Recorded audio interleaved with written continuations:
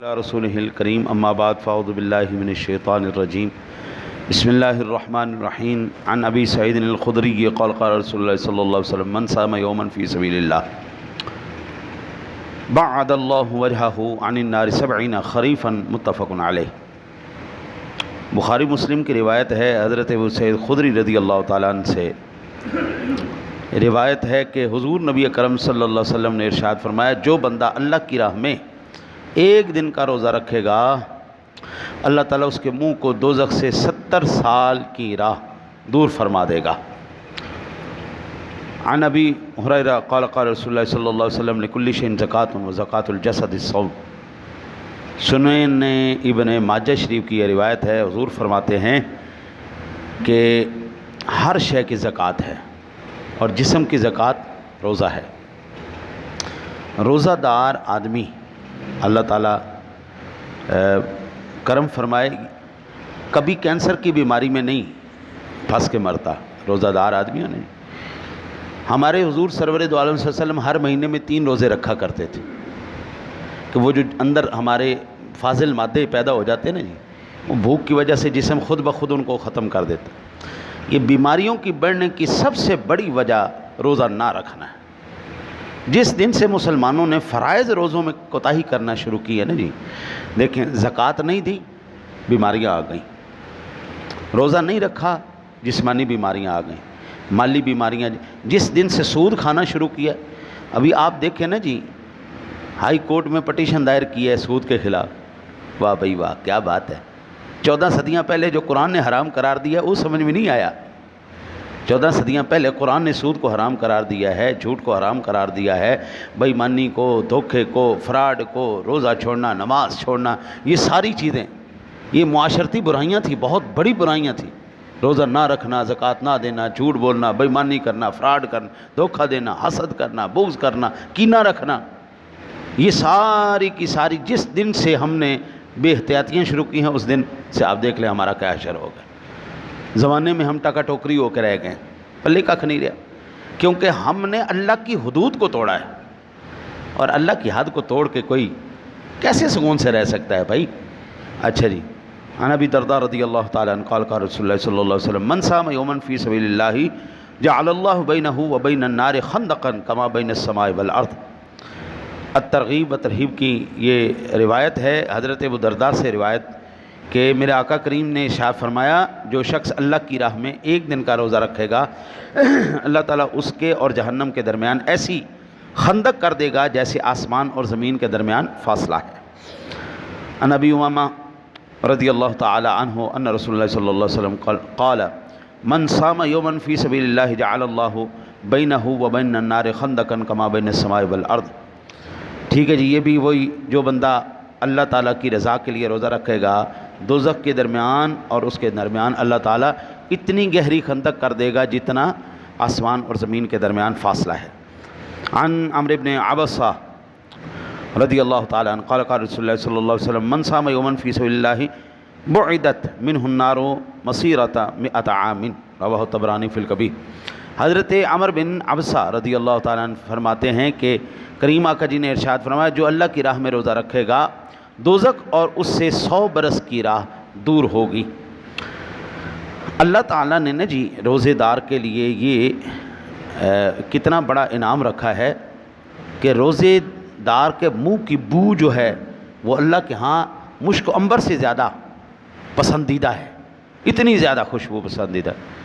اور یہ بو وہ والی نہیں کہ بندہ برش ہی نہ کرے، گندہ منہ رکھے، یہ تو بالکل اخلاق سے ہی گری ہوئی بات ہے نا جی، بندہ منہ گندہ رکھے۔ حضور سرور دو عالم صلی اللہ علیہ وسلم روزے کی حالت میں بھی مسواک فرماتے تھے، ٹھیک ہے نا؟ دانتوں کو صاف رکھنا یہ الگ بات ہے، منہ کو برش کرنا یہ الگ بات ہے۔ مسواک ایک ہے معدے کی، یہ معدے کی عادت، سارا دن خالی معدہ رہتا ہے نا، تو پھر عصر کے وقت معدے سے ایک وہ اندر سے گیس اٹھتی ہے یا بدبو کہہ لیں جو اٹھتی ہے، وہ ہم اس کو بدبو کہتے ہیں، لیکن اللہ کے ہاں وہ بہت پسندیدہ چیز ہے۔ قرآن پاک کے اندر نا جی پہلے سپارے میں یہ واقعہ موجود ہے، وَإِذْ وَعَدْنَا مُوسَىٰ 40 لَيْلَةً ثُمَّ اتَّخَذْتُمُ الْعِجْلَ مِن بَعْدِهِ۔ اچھا، موسیٰ علیہ السلام سے اللہ تعالیٰ نے 30 روزے رکھوائے، فرمایا میرے سے ملاقات کرنی ہے 30 روزے رکھو۔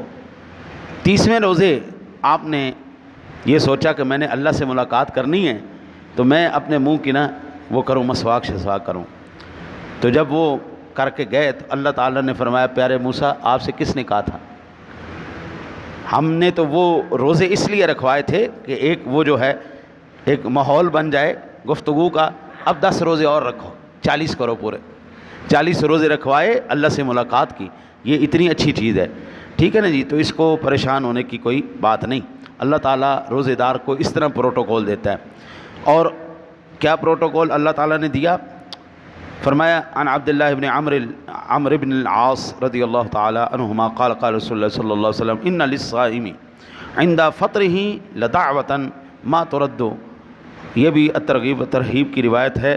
حضرت عبداللہ بن عمرو ابن عاص رضی اللہ تعالی عنہ کہ رسول اللہ صلی اللہ علیہ وسلم نے ارشاد فرمایا روزے دار کی دعا افطار کے وقت رد نہیں کی جاتی. ٹھیک ہے نا جی. سارا دن اس بندے نے جھوٹ نہیں بولا، بے ایمانی نہیں کی، دھوکہ نہیں دیا، فراڈ نہیں کیا، حسد نہیں کیا، بغض نہیں کیا، کینہ نہیں کیا. اب اللہ تعالیٰ اس کو کہتا ہے ہاں بندے اب مانگ، تو کیا مانگتا ہے؟ تو یہ تو بڑی خوش نصیب گھڑیاں ہیں بھائی آپ لوگوں کے لیے جو جس بھی معاملے میں پریشان ہے. کوئی اولاد کے معاملے میں پریشان ہے، کوئی رزق کے معاملے میں پریشان ہے، کوئی نوکری کے معاملے میں پریشان ہے، کوئی جس بھی کیفیت میں، بالخصوص وہ حضرات جو بچیوں کے معاملے میں پریشان.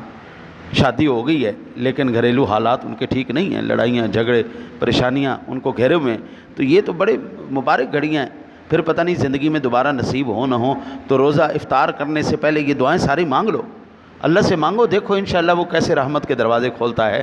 اور اللہ سے بے یقینی سے نہیں مانگنا، پتہ نہیں اللہ دے گا کہ نہیں دے گا.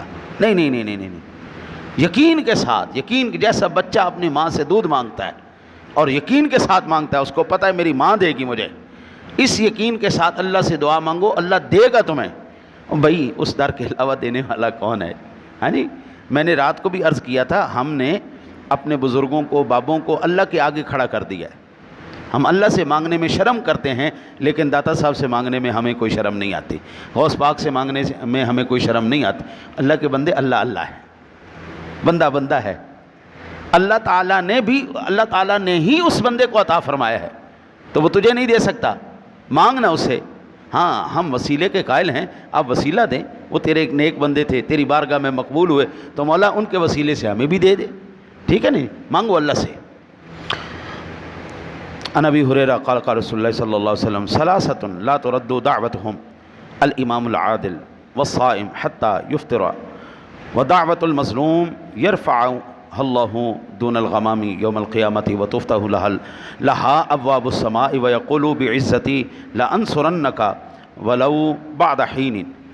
یہ سنن ابن ماجہ کی روایت ہے. حضرت ابو ہریرہ کہتے ہیں کہ رسول اللہ صلی اللہ علیہ وسلم نے ارشاد فرمایا 3 لوگوں کی دعائیں رد نہیں کی جاتی. پہلے نمبر پر روزے دار جس وقت وہ افطار کرتا ہے اس وقت جو دعا کرے اللہ تعالیٰ اس کی دعا کو رد نہیں فرماتا. دوسرا، بادشاہ عادل ہو. یہ بات عادل بادشاہ ہو تو وہ دعا کرے اللہ اس کی دعا کو رد نہیں کرتا. عادل بادشاہ کون ہے؟ حضرت سیدنا عمر فاروق اعظم کی ذات گرامی ہمارے سامنے ایک سنہری قسم کی مثال موجود ہے. او سنہری مثال. وہ آپ تشریف لے جا رہے تو زلزلہ آ گیا، آپ کے ہاتھ میں کوڑا تھا، زمین پہ مار کے کہنے لگے کانپنا شروع ہو گئی ہے، عمر کے عدل میں کو فرق آ گیا. وہ کہتے ہیں اسی وقت زلزلہ رک گیا. یہ ہوتا ہے عادل بادشاہ. اینڈ کوڑا مارے زمین نو حکم دے. حضرت ساریہ کہتے ہیں کہ ہم جنگ لڑنے کے لیے گئے، عمر فاروق اعظم رضی اللہ تعالیٰ عنہ کی ذات گرامی منبر رسول پر خطبہ دے رہے ہیں اور دیتے الحمدللہ الحمدللہ نحمدہ یا ساریۃ الجبل یا ساریۃ الجبل. سارے پریشان، اچھا بھلا خطبہ دے رہے تھے، یہ کیا بات ساریہ شروع کر دی. او پہاڑ کی طرف دیکھ، پہاڑ کی طرف دیکھ. ہے نہیں. تو وہ کہتے ہیں کہ جب وقت گزر گیا تو جمعے کے بعد ہم نے پوچھا پیارے عمر کیا ہو گیا تھا؟ فرمایا خطبہ دیتے میں مقام وہ جہاں پر ساریہ لڑنے کے لیے گئے جنگ، وہاں پر میری نظر چلی گئی اور میں نے دیکھا دشمن پہاڑ کے پیچھے سے حملہ کرنے لگا ہے. تو میں نے اسی وقت اس کو خبردار کر دیا، او ساریہ دیکھ دیکھ دیکھ دیکھ پہاڑ سے پیچھے دیکھ، دشمن وہاں سے حملہ کرنے لگا۔ حضرت ساریہ جب واپس تشریف لائے تو انہوں نے کہا کہ ہاں جی بتائیے 1400 میل مقام نعمت میں جب آپ لڑ رہے تھے تو آپ کیسے بچے؟ فرمایا عمر کی آواز نے بچا لیا تھا آپ۔ ہاں جی، یہ ہے امام عادل کہ وہ آوازیں دے تو فضائیں ہوائیں اس کی مرید ہو جائیں، وہ اس کے کنٹرول میں آ جائیں، زمینیں کنٹرول میں آ جائیں۔ اور یہ تاریخ الخلفاء کے اندر ایک روایت موجود ہے، وہ لاوا پھٹا اور شہر کی طرف آنے لگا، لوگ پریشان ہو گئے۔ حضرت عمر فاروق اعظم نے کندھے سے چادر اتار کے نا جی ایسے زمین پر پھینکی، فرمایا اس کو ذرا دھیان سے جو ہے کراس کرنا، یہ عمر کی چادر ہے، اس کو ذرا دھیان سے کراس کرنا، میں قربان جاؤں۔ یہ ہوتا ہے امام عادل، وہ ہواؤں فضاؤں کو حکم دے تو وہ بھی اس کی تابع ہو جائیں، یہ میرے مصطفیٰ کا حکم ہے۔ امام عادل دعا کر دے، اوے ایسا ہو جاؤ، ایسا ہو جائے، یا اللہ ایسا کر دے، یا اللہ ایسا کر، اسی وقت قبول ہو جاتی ہے۔ ہاں جی، پھر فرمایا اور مظلوم کی دعا، ودعوت المظلوم یرفعها اللہ دون الغمام، اللہ تعالیٰ ابر سے اوپر بلند کرتا ہے اس کی دعا، اور اس کے لیے آسمان کے دروازے کھول دیے جاتے ہیں، اور اللہ رب العزت فرماتا ہے مجھے اپنے عزت اور جلال کی قسم ہے میں تیری مدد کروں گا، اگرچہ تھوڑے زمانے کے بعد ہی مدد کروں۔ مظلوم کی دعا، اچھا یہاں پہ یاد رکھیں، ماں باپ کی بد دعا، مظلوم کی بد دعا یہ کبھی رد نہیں ہوتی، یہ اپنا اثر ضرور دکھاتی۔ زندگی میں بندہ ہر ایک سے پنگا لے لے، نہ کبھی مظلوم کے ساتھ زیادتی کرے اور نہ ماں باپ کے ساتھ بدتمیزی کرے، کیونکہ ان کی زبان سے اگر بد دعا نکل گئی وہ اپنا اثر دکھائے گی۔ وہ چاہے بندہ ابھی دیکھیں نا جی، بعض بندے بڑے ٹھیک ٹھاک پڑھے لکھے ہوتے ہیں لیکن ساری زندگی پریشان ہی رہتے ہیں۔ یہ نہیں کہ فنکار نہیں ہوتے، پڑھے لکھے نہیں ہوتے، فنکار بھی ہوتے ہیں، پڑھے لکھے بھی ہوتے ہیں، ان کے پاس سارے ہنر بھی ہوتے ہیں، باوجود ہنر کے وہ ساری زندگی بیچارے پریشانی میں گزار دیتے ہیں کیونکہ انہوں نے اپنے ماں باپ کو پریشان کیا ہوتا ہے۔ نمبر ایک، ماں باپ کے زمرے میں اساتذہ بھی آتے ہیں، اور جتنی بے عزتی اس دور میں اساتذہ کی جا رہی ہے میں نے کسی اور دور کے اندر نہیں دیکھا۔ ہمارے اساتذہ بھی تھے یار، ابھی بھی کچھ حیات ہیں، کچھ فوت ہو گئے، وہ پھینٹی لگاتے تھے روح داری کی، آہا مزہ آ جاتا تھا پھینٹی کھا کے۔ آج تو ایک بچے کو تھپڑ لگا دو نا تو امی ابا نسے ہوندے نے، او مولوی تیری جرت تو ساڈے منڈے نوں چنڈ ماری، اور تیری جرت کیویں ساڈے منڈے نوں چنڈ ماری۔ استاد بھی کہنا جا پترا ساری زندگی رلدا ہی رہ جائیں، ذلیل ہی ہوتا رہے گا۔ وہ آج آپ دیکھ لیں، کسی ہمارے استاد تھے میٹرک کے، صدیق صاحب اگر زندہ ہیں تو اللہ تعالیٰ کرم فرمائے، ان پر فوت ہو گئے تو اللہ تعالیٰ ان کی بخشش فرمائے۔ او ہو اس بندے نے بیت کی سوٹی رکھی ہوتی تھی جناب، اور پورے سکول کے سامنے باہر کھڑا کر کے، کلاس سے باہر کھڑا کر کے، جہاں سے پورا سکول دیکھتا تھا، ہماری ڈوئی کے اوپر سوٹیاں لگاتے تھے، کڑنگ کڑنگ کڑنگ۔ پھر میرے میٹرک میں 100 میں سے 100 نمبر آئے تھے۔ وہ بندے کے شاگرد جو تھے نا، کیا بات ہے، انہوں نے پھر بتایا نا جی، ہمارے ماں باپ نے ایک دن آف نہیں کیا، ایک دن آف نہیں کیا کہ ہماری اولاد کو مار مار کے آپ نے کیا حشر کر دیا۔ وہ پھینٹیاں جو تھیں نا جی، وہ ہمارے مستقبل کے لیے تھی۔ آج ہمارا مستقبل روشن ہے، اور جن لوگوں نے استادوں کی عزت نہیں نہ کی، وہ ایک وائرل ہوئی تھی بڑا عرصہ پہلے ایک ویڈیو، وہ ایک بچے کو تھپڑ مارا تو وہ باپ استاد کو لے کے آیا، گھر میں بٹھایا، ویڈیو چالو کر کے اس نے بیٹے سے کہا اس کے منہ پہ تھپڑ مار۔ وہ تھپڑوں سے استاد کا منہ لال کیے کھڑا ہے، ماری جا رہا ہے ماری جا رہا ہے، پہلے باپ نے مارا پھر بیٹے سے مروایا اس نے۔ اگر استاد کی ایسی عزت کرو گے تو پھر کیا علم حاصل کرو؟ اس واسطے نشیاں دی تعداد بھی بڑھ گئی، پوڈریاں دی بڑھ گئی، ٹیکے لان والے دی بڑھ گئی، بدماشاں دی بھی بڑھ گئی، کن ٹوٹے گلی دے کن ٹوٹے، پلے کچھ بھی نہیں، بدماشی بنے، بدماشی کر رہے ہیں، ہے نا۔ اسی لیے پھر یہ شرابی اور یہ سارے پوڈری شوڈری، یہ اس لیے تعداد بڑھتی جا رہی ہے۔ استاد کا احترام، ماں باپ کا احترام، مظلوم سے پنگا یہ کبھی نہیں چھوڑنا، مظلوم سے کبھی۔ اچھا اب مظلوم کون ہے؟